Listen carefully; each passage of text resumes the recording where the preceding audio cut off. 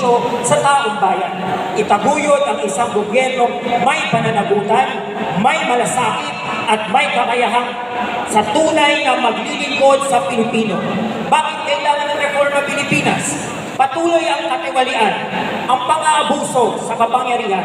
Maraming opisyal ang inuuna ang sarili kaysa sa bayan. Mahina ang sistema ng hustisya. Maraming batas ang hindi maipatutupad ng patas at pantay para sa lahat. Mataas ang kawalan ng trabaho at kahirapan. Hindi lahat ng Pilipino ay nakikilabang sa maunlad na ekonomiya. Mahina ang representasyon ng taong bayan sa gobyerno. Madalas ay nasa kamay lang ng iilang pamilya ang kapangyarihan.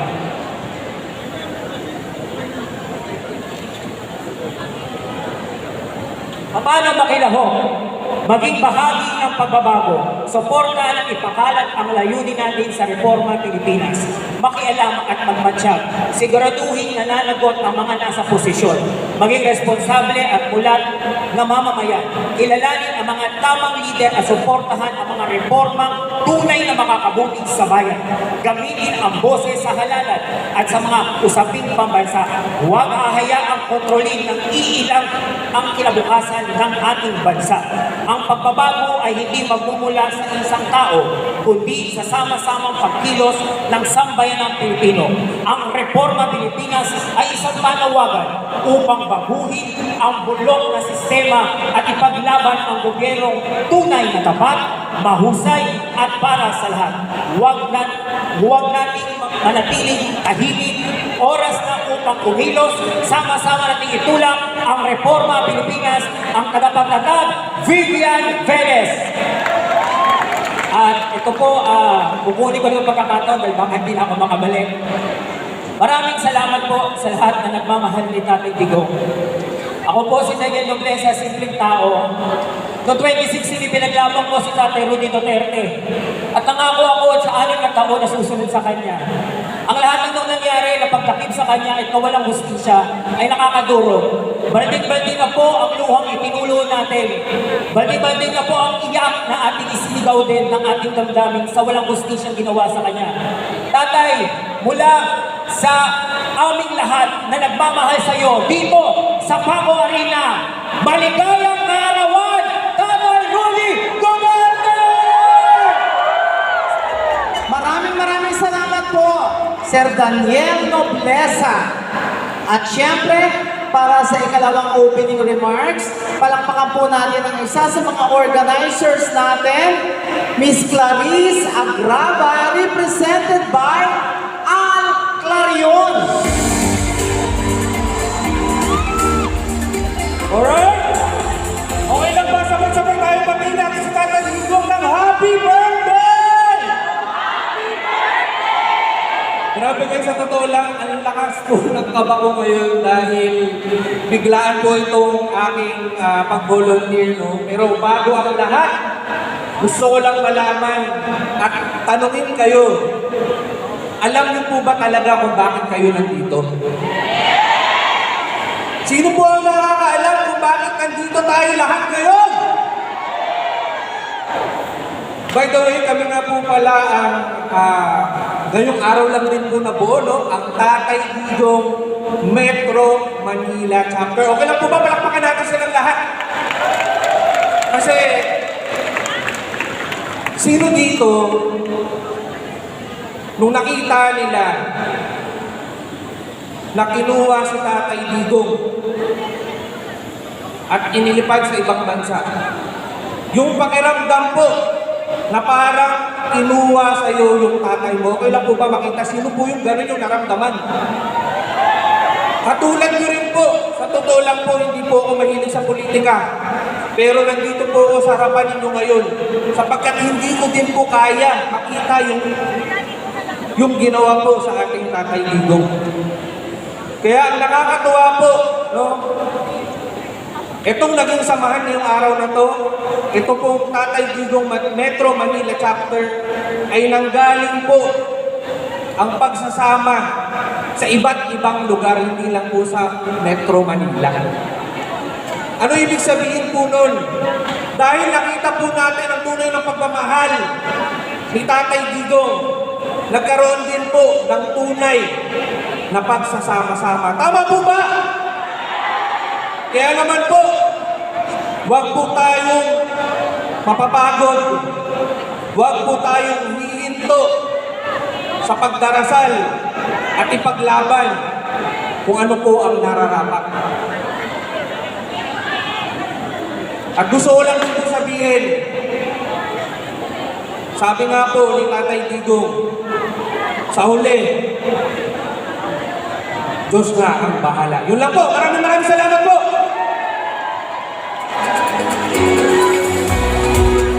Thank you very much, Sir Al Clarion. Maraming pong salamat. Oh, isip ko ba kayo? Duterte! Bring him home! Pilipinas! Ayun, nandiyan pa sila. Oh, partner. Alam niyo na yung sagot, di ba? Pilipinas! Duterte pa rin. At dahil yan ang lagi-lagi nating sinisigaw. Siyempre, yung Pilipinas, Duterte pa rin. Pauwiin si Tatay Digong. Bring him home. Yung mga yan. Tatawagin po natin siyempre ang isa sa mga sumusuporta sa ating Tatay Digong para mapauwi ng Pilipinas. Number 34 po sa balota sa PDP laban. BTR muna. O sige, panoorin natin to. Guys, manang tayo! Pinabili ako ng suka at sinigurado kong suka ang aking pinili. Hindi droga.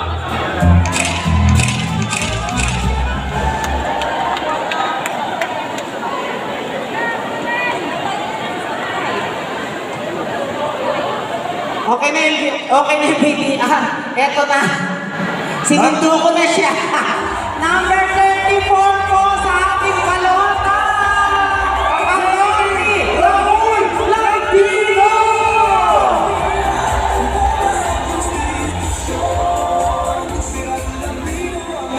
Magandang hapon, magandang gabi, magandang umaga, magandang tanghali sa lahat ng Pilipino sa mga panig ng mundo kayo naroon.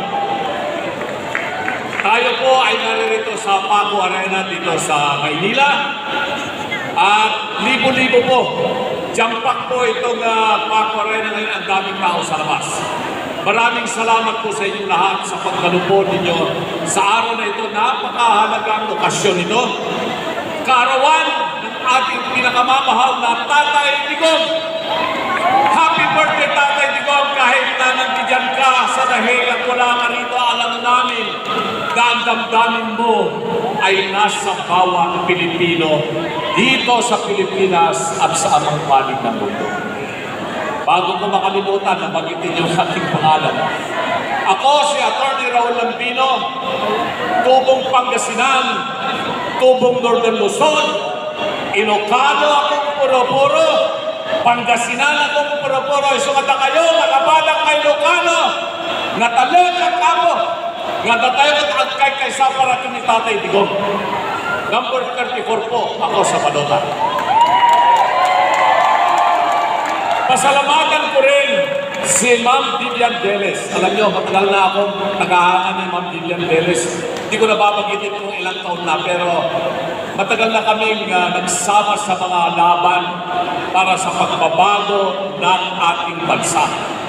Kaya nung itinatag niya itong Reforma Pilipinas, ako ay natutuwa dahil inumpisan namin na baguhin ang saligang batas, pero napakahirap kong gawin yan. Lahat ng mga batang abogado na pumasa sa bar exams magmula 2008 hanggang sa ngayon, pinag-aaralan nila yung kaso na dinulog ko sa Supreme Court.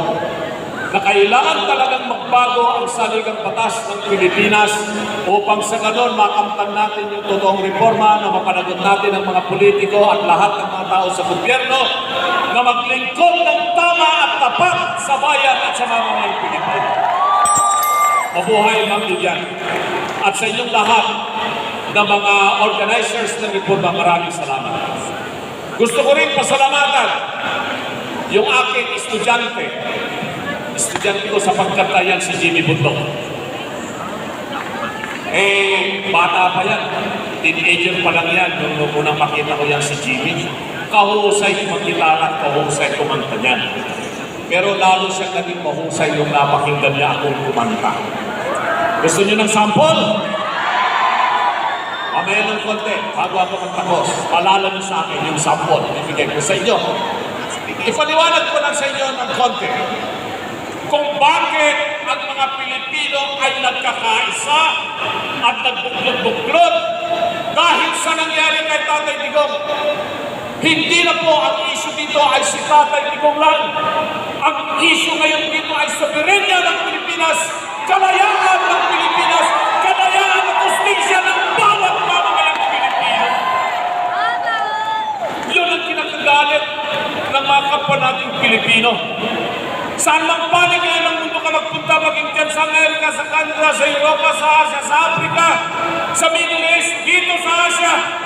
Hindi man sila maka-Duterte, hindi man sila maka-Marcos, hindi man sila maka-Aquino, pero sila ay Pilipino at nagmamahal sa hustisya sa Pilipinas.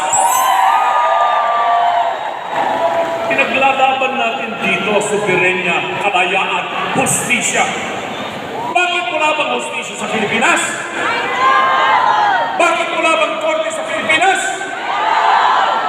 Nasubukan na natin ipakulong ang dalawang naging Pangulo ng Pilipinas. Dinimanda natin si Pangulong Erap Estrada. Nasintinsyahan siya. Pero pinigyan natin siya ng due process. At pagkatapos siyang masintinsyahan, nabigyan siya ng pardon.